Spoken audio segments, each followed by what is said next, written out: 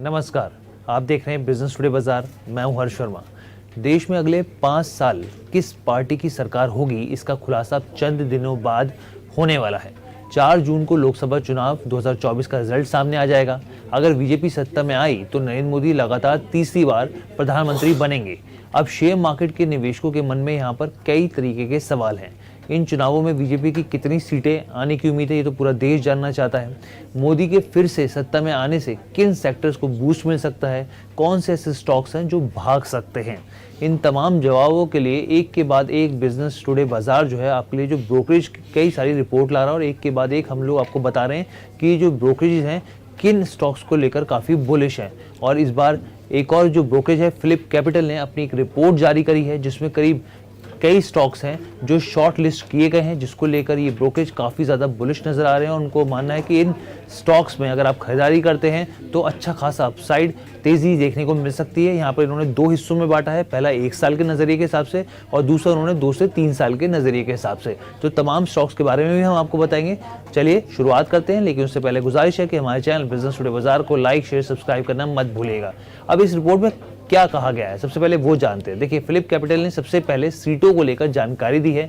2024 के लोकसभा चुनाव के अंतिम चरण में पहुंचने के साथ ही फिलिप कैपिटल ने कहा है कि वोटिंग के आधार पर सिनेरियो बीजेपी के लिए 290 से 300 सीटें और एनडीए के लिए 330 से लेकर 340 सीटें बना हुआ है यहाँ पे। यानी कि इनका मानना है कि जो सिनेरियो है बीजेपी के लिए 290 से 300 सीटें मिल सकती हैं और एनडीए के हिसाब से देखा जाए तो 330 से 340 सीटें मिल सकती हैं।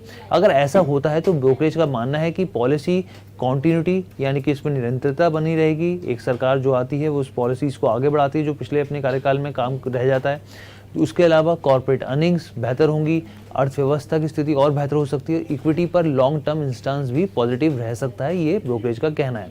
इसके अलावा उनका कहना है कि 325 से ज़्यादा अगर भाजपा की सीटें आती हैं और एनडीए की 360 तक के आसपास पहुंचती हैं तो आप देखिएगा कि शेयर बाजार में अच्छा खासा उछाल देखने को मिल सकता है।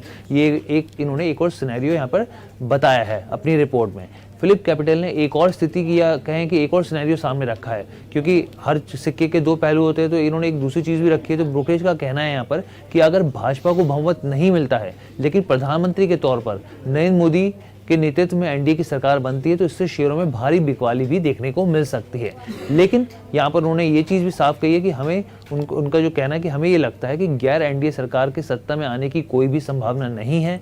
नरेंद्र मोदी के नेतृत्व में अगले 5 सालों के लिए एक स्थिर गठबंधन मानते हुए कई शेयरों में उन्होंने खरीदारी की सलाह दी है। कौन कौन से वो शेयर हैं, तो सबसे पहले हम लोग कवर करते हैं 1 साल के नज़रिए वाले, कि उनको लगता है कि 1 साल में आप इसमें अगर आप खरीदारी करेंगे तो 1 साल तक के हिसाब से आपको अच्छा खासा रिटर्न दे सकते हैं। तो कौन से हैं ये स्टॉक फिलिप कैपिटल के हिसाब से, तो सबसे पहले मैं आपको बताता हूं। तो इन स्टॉक्स में है स्टेट बैंक ऑफ इंडिया। हमने पीछे देखा काफ़ी अच्छा रनअप देखने को मिला एसबीआई में और 1000 के रनअप के लिए ये स्टॉक जो है आगे की तरफ बढ़ रहा है। तो इनकी पहली पिक तो है सरकारी पीएसयू बैंक। यहाँ पे बैंक ऑफ बड़ौदा दूसरी पिक है इनकी। बैंक ऑफ बड़ौदा को ये मानना है इनका कि ये अच्छा खासा अपसाइड 1 साल के अंदर दे सकता है। तीसरा कैनरा बैंक की ये बात कर रहे हैं। कैनरा बैंक ने हमने देखा था पीछे स्टॉक जो था वो स्प्लिट हुआ था और उसके बाद एक अच्छी खासी खरीदारी यहाँ पे देखने को मिली थी।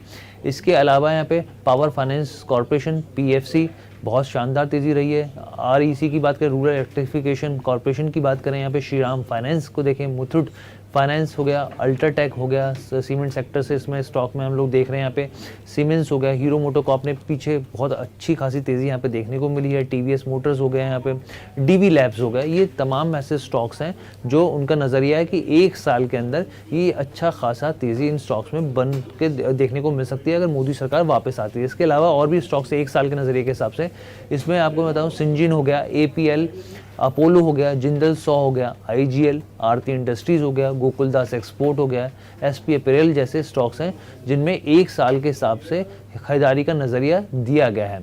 अब हम आगे बढ़ते हैं। अब 2-3 साल के नज़रिए के हिसाब से भी पर्सपेक्टिव रखा गया है इस ब्रोकरेज का कि भाई 2-3 साल के हिसाब से कौन से पिक्स हैं, तो उन्होंने ये भी बताया है जिन स्टॉक्स पर दाव लगाया जा सकता है। तो यहाँ पे इनका जो सबसे पहला पिक है एचडीएफसी बैंक है। पिछले काफ़ी दिनों से ये स्टॉक जो है सुस्त है, लेकिन जो कई रिपोर्ट्स हैं ब्रोकरेज की स्टॉक्स को लेकर काफ़ी बुलिश हैं।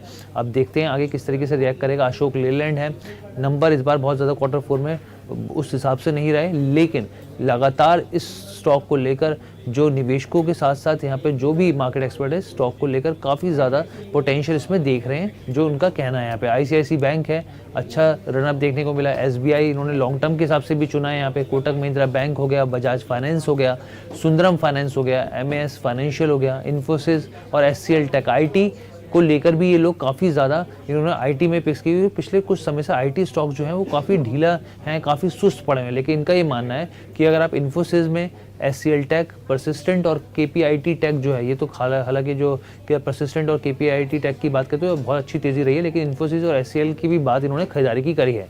अब इन्होंने रिलायंस इंडस्ट्रीज़ की भी बात की है कि रिलायंस इंडस्ट्रीज़ को आपको 2 से 3 साल के नज़रिए के हिसाब से खरीदारी करनी चाहिए।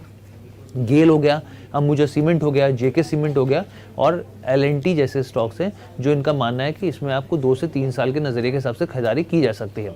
अब फिलिप कैपिटल ने आगे कुछ और चीज़ें कही हैं, इस चीज़ को भी आप सुनिएगा। देखिए, उन्होंने कहा है कि इंडिया गठबंधन ने बड़े पैमाने पर उन पार्टियों को एकजुट किया है जो 2019 में किसी गठबंधन का हिस्सा नहीं थी। कुछ राज्य दलों में मामूली बदलावों को छोड़कर इसका NDA गठबंधन पर कोई असर नहीं पड़ा है। 2019 में NDA गठबंधन के पास संसद में करीब 353 सीटें थी, जो मौजूदा गठबंधन के मुताबिक 349 सीटों के बराबर है। अपने मौजूदा स्वरूप में इंडिया गठबंधन के पास 2019 के चुनावों में 88 के मुकाबले 131 सीटें हैं। तो ये ओवरऑल उन्होंने अपना पर्सपेक्टिव रखा है, अपना व्यू रखा है, अपनी पिक्स रखी हैं, जो उनका मानना है कि अगर BJP सरकार आती है तो 1 साल के नज़रिए से, और अगर लॉन्ग टर्म के हिसाब से देखें तो 2 से 3 साल के नज़रिए से इन स्टॉक्स में खरीदारी की जा सकती है। तो ये ओवरऑल वीडियो आपको कैसे लगी कमेंट करके ज़रूर बताइएगा। बिजनेस टुडे बाजार के साथ जुड़ने के लिए धन्यवाद।